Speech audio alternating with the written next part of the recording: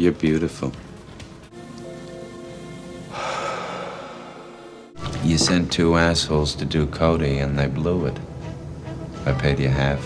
I want it back. To Live and Die in L.A., 1985, directed by William Friedkin, marked his return to crime thrillers after The French Connection. Focused on counterfeiting and obsession, the film captured Los Angeles with a raw, mid-'80s energy. Though not a box office hit, it gained a cult following for its shocking twists, intense performances, and unforgettable car chase. Behind the counterfeit bills and undercover stings, the making of the film was full of strange choices and surprising challenges. Here are 20 weird facts you didn't know about To Live and Die in L.A. 1985. Number 1. The crew actually made counterfeit money. The opening of To Live and Die in L.A. shows Willem Dafoe's character, Eric Masters, carefully printing stacks of counterfeit bills. What most viewers didn't realize is that the film crew was doing the same thing for real. Director William Friedkin wanted absolute authenticity, so he hired a convicted counterfeiter to consult on the process. The crew followed his method step by step, producing bills that were nearly indistinguishable from the real thing. They even printed them out in the desert, hoping the remote location would keep them from being noticed. Realistic as possible, and how you make money from the very beginning. Dafoe later joked that every time a helicopter passed overhead, everyone on set froze, convinced the police were about to raid them. The realism paid off on screen, but it also made for one of the most nerve-wracking film shoots of the decade. Number 2. The car chase took 6 weeks to film.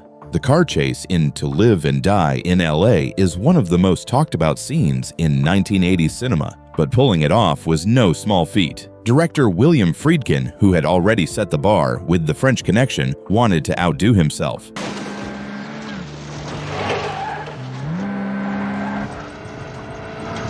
The sequence ended up taking 6 weeks to complete, far longer than any other part of the film. It was also the final thing shot. The reasoning was simple. If something went wrong during the high-speed stunts and the actors were injured, at least the filmmakers would already have the rest of the movie in the can. The chase itself was shot piece by piece, with actors and stunt drivers weaving through real traffic. The risk was enormous, but the result became one of the most memorable and nerve-shredding chases ever filmed.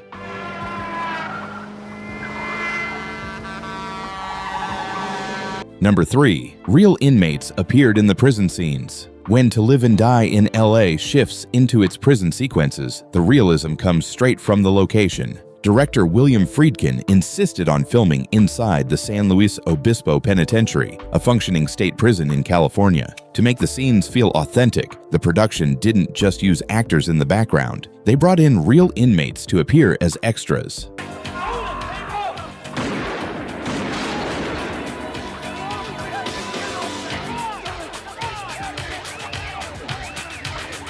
The prisoners filled out the yard and common areas, giving the film an edge that couldn't be faked on a studio backlot. For the cast, especially Willem Dafoe and William Petersen, working so close to real convicts added an extra layer of tension to their performances. The choice reflected Friedkin's obsession with gritty authenticity, turning what could have been routine prison shots into moments that carried genuine weight and atmosphere on screen.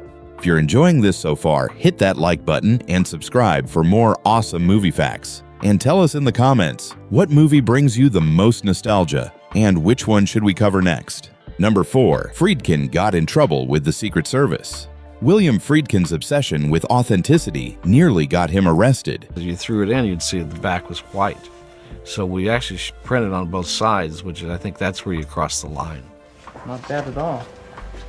In his memoir, The Friedkin Connection, he revealed that the counterfeit money created for To Live and Die in L.A. was so convincing that it eventually drew the attention of the Secret Service. Some of the fake bills had slipped off set, and federal agents weren't happy. Friedkin recalled hearing from a U.S. attorney about the issue and barely avoiding a confrontation. The problem was compounded when news stories appeared claiming people had tried counterfeiting after watching the film's step-by-step money printing sequence. To make matters worse, Friedkin admitted that he personally carried some of the fake 20s in his wallet. The laws on counterfeiting are so tight that if someone really wanted to bust us, they're right on the spot. And casually spent them in restaurants and shoeshine parlors. For him, it was proof of just how good the replicas were, though dangerously good. Number 5. Robbie Mueller refused to shoot the car chase. The stunning look of To Live and Die in LA came from legendary cinematographer Robbie Mueller, best known for his collaborations with Wim Wenders and Jim Jarmusch. But when it came to the film's centerpiece car chase, Mueller stepped aside. He admitted he had no idea how to properly design and capture such a complex,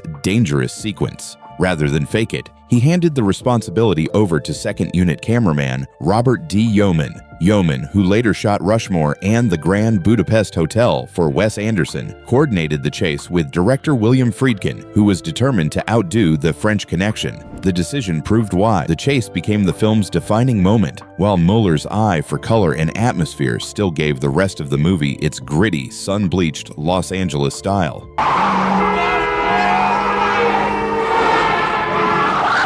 Number 6. Peterson broke the rules at the airport. One of the more memorable moments in Live and Die in LA takes place during the airport chase, where William Peterson's character, Richard Chance, leaps onto the rail of a moving escalator. According to Peterson, the stunt almost didn't happen. The head of the airport was on set and explicitly forbade him from doing it, worried about safety and liability. Peterson, however, had already rehearsed it and believed it was vital for the scene's energy. Director William Friedkin came up with a sly workaround. He told Peterson in front of everyone that he couldn't do it, but added privately, "Do what you need to do." When the cameras rolled, Peterson ignored the order and jumped onto the rail anyway. The shot stayed in the film, though it reportedly infuriated the airport officials. Number 7. Wang Chung defied Friedkin and scored the opening scene. The pulsating soundtrack of Live and Die in LA is one of the film's trademarks.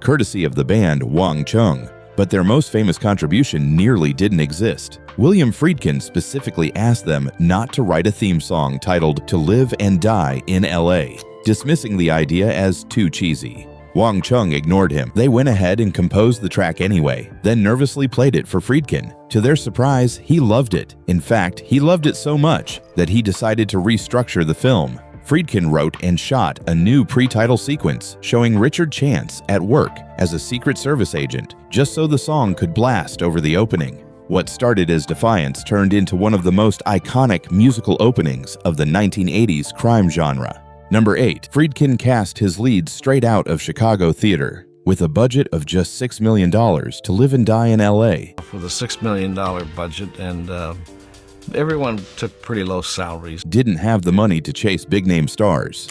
Instead, William Friedkin looked to his hometown of Chicago, where he had begun his career. He already knew of William Peterson's work on the Chicago stage and called him in for a reading, thinking of him for the role of Richard Chance. After watching Peterson deliver, Friedkin offered him the part immediately. Peterson then suggested his longtime friend and frequent collaborator John Pankow for the role of Vukovich. Friedkin ran a quick scene with Pankow and agreed on the spot. The decision gave the film two relative unknowns as its leads, which worked perfectly for Friedkin's vision of realism. U.S. Secret Service! Get over there! Their natural chemistry as old colleagues added a raw, believable edge to the movie's partnership. Number 9. A real artist created Masters paintings.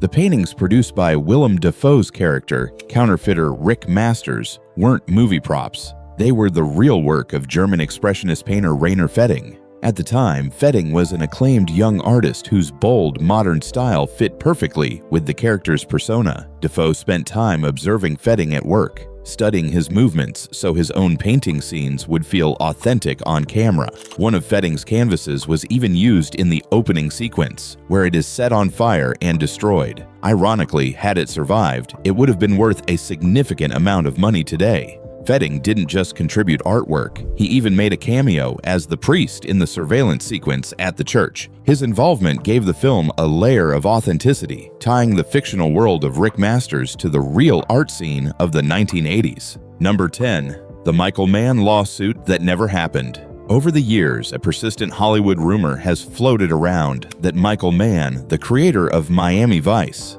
once sued William Friedkin for plagiarism over To Live and Die in LA. The story goes that Mann believed Friedkin had stolen the entire concept of his hit TV show, undercover agents, neon visuals, and a moody soundtrack.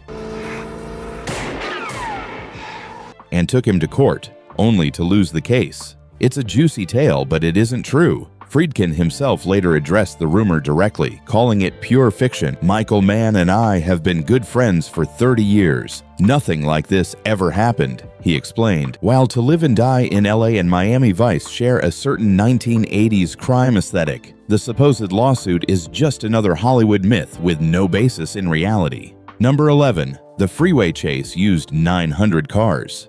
The film's legendary freeway chase didn't just rely on clever editing. It required staggering logistics. In a behind-the-scenes featurette, William Peterson explained that the production actually rented out a portion of a Los Angeles freeway for an entire weekend. To recreate the look and feel of real rush hour traffic, the crew sourced around 900 cars to fill the lanes.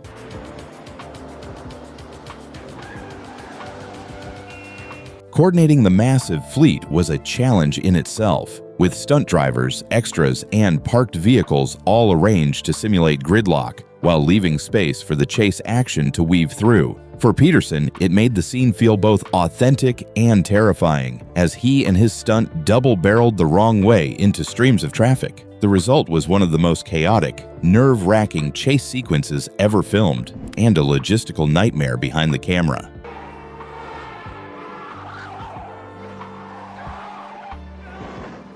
Number 12. A deleted scene showed Vukovic's breaking point. Not everything William Friedkin shot for To Live and Die in LA made it into the final cut. One notable sequence, later included on the special edition DVD, showed John Pankow's character Vukovic reaching his emotional limit before the film's climax. In the scene, Vukovic desperately tries to reconcile with his ex-wife, exposing the personal toll his dangerous work has taken on him. The moment added depth to his character, showing just how close he was to unraveling before the final confrontation with Masters. Friedkin later admitted in an interview that he didn't remember exactly why he cut the scene, but said he regretted the decision in hindsight. I told you, he's a pencil neck. He's out to save his ass. I still think you're pushing it too fast. I think we can... It's happening Thursday, man. Today, it serves as a fascinating glimpse at a more vulnerable side of Vukovic that audiences never saw in the theatrical release. Number 13. The chase scene was never in the script. Surprisingly, the most famous part of To Live and Die in LA wasn't in the screenplay at all. According to stunt coordinator Buddy Joe Hooker, the film's massive freeway chase wasn't scripted, planned, or even required by the story. Most of everything we did,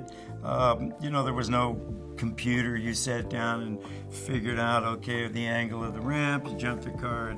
Instead, it grew out of casual conversations between Hooker and director William Friedkin. The two often talked shop about stunts and action sequences, and gradually the idea for a new chase, one that could rival the French Connection, began to take shape. Once they committed, the chase expanded into the film's centerpiece, demanding weeks of preparation and filming. What started as an offhand idea became the defining sequence of the movie, showcasing Friedkin's instinct for chaos and Hooker's mastery of stunt coordination. It's proof that sometimes the most iconic moments aren't written, but discovered during production. Number 14. The film's author appears in an inside joke. To Live and Die in LA was based on a novel by Gerald Petyvich, a former Secret Service agent who brought his insider knowledge of counterfeiting and federal investigations to the story. Friedkin honored him with a clever cameo. In the bar scene, after Chance makes his daring bridge jump, the agents rib each other about betting on whether he'd go through with it. Richie demands that everyone pay up, and he singles out one agent in particular, Petyvich. It's a sly wink to the audience, since the man they're teasing is the very writer whose book inspired the movie. The moment works as casual banter in the scene, but doubles as an Easter egg for anyone who knows the author's background.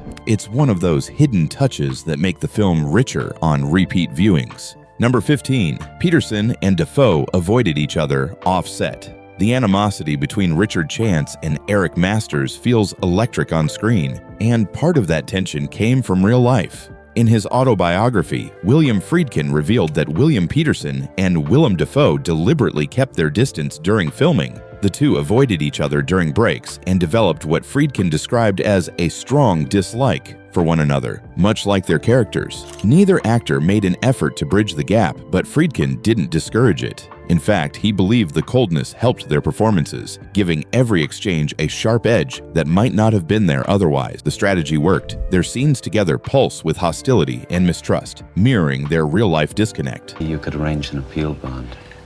Even if the judge granted it, it's only a postponement. Of course, if you feel strongly about it, I'll take it back right now and That's hand not it what I'm over. saying, okay? That's not what I'm saying at all.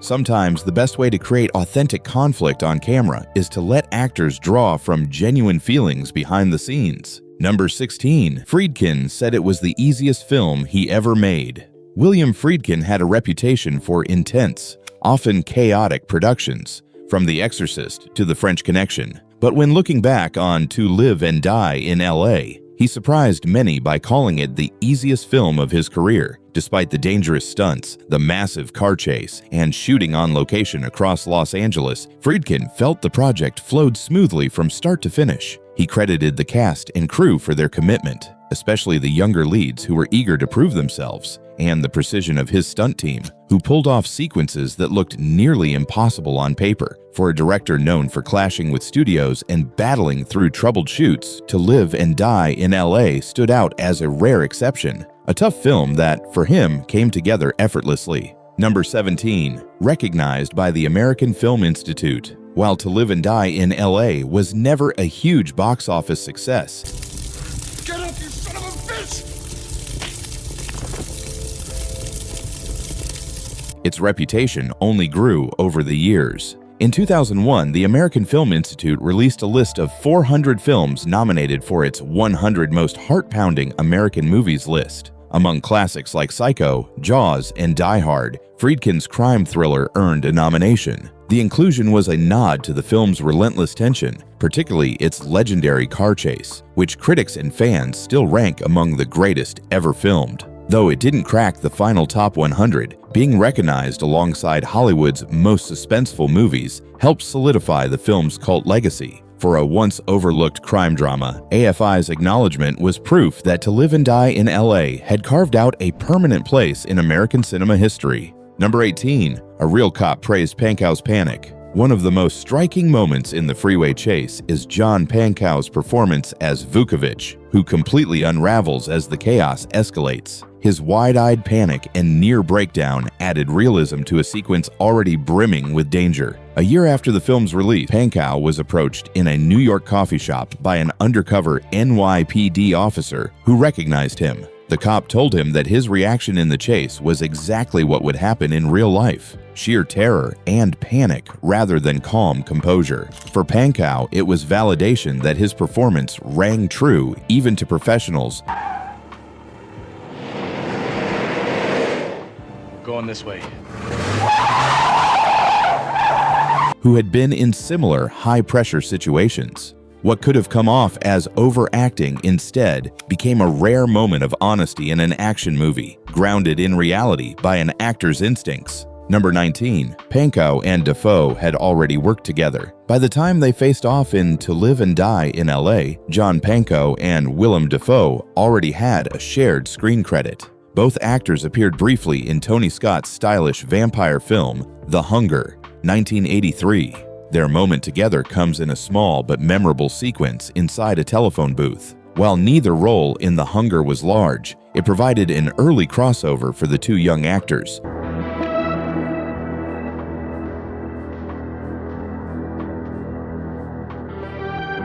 Just a couple of years before they reunited in Friedkin's crime thriller. Seeing them together again in To Live and Die in LA carried a strange sense of déjà vu for anyone who had spotted them in The Hunger. It's one of those small connections that makes revisiting both films a treat for fans of early 80s cult cinema. Number 20. Peterson drove in the chase himself. The film's famous car chase was dangerous, but William Peterson still insisted on driving for most of it.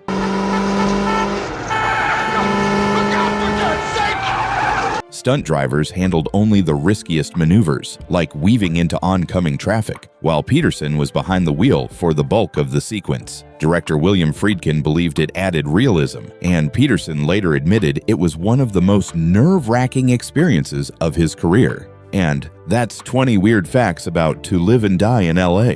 Don't forget to like, subscribe, and comment which movie we should cover next.